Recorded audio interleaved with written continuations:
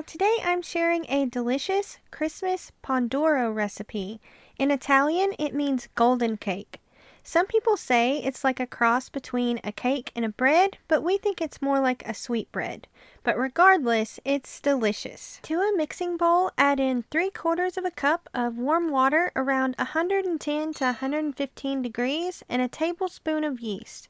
Let this sit for 10 minutes until it's foamy. Now add in 1/4 cup of honey, 1/4 cup of melted butter, and I like to melt mine halfway and stir it to melt the rest. That way it's not so hot that it kills the yeast. Next, add in a teaspoon of lemon juice. Now add 4 egg yolks. You don't need any fancy tools to separate the egg, just use the shell and it's that simple. Then add in about 3 cups of flour. You may need to adjust this. I like to use less than the recipe calls for and add more if necessary. You want the dough to not be sticky at all and knead this a few minutes until everything is well incorporated.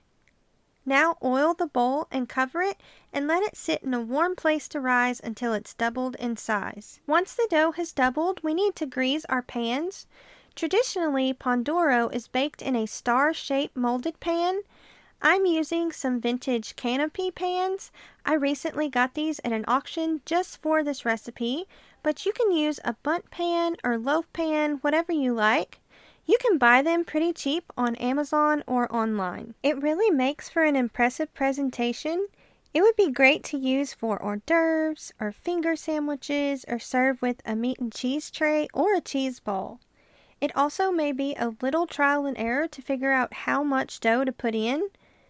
Also, I know it looks weird wearing one glove, but I cut my finger and I needed a band-aid and I was afraid the dough would take the band-aid and nobody wants that. Usually in my air fryer convection oven, things bake twice as fast, but I ended up having to cook this for 25 minutes total. Let these cool for 10 minutes and take them out of the pan. The first 2 were a fail, but at least they tasted good. The last one worked perfect, and to top it off, it was the star one, the exact one I hoped would work the best. Let these cool a little longer and top them with powdered sugar, or you can make a simple glaze to put on top, or slice it and top it with jelly, or whatever fun ways you can think of using it. We hope y'all enjoy this recipe as much as we do. Thank y'all so much for watching. The recipe, as well as a link to the printable version of the recipe, is in the description below. Don't forget to like, comment, and subscribe. Y'all take care, and we'll see you next time. Bye!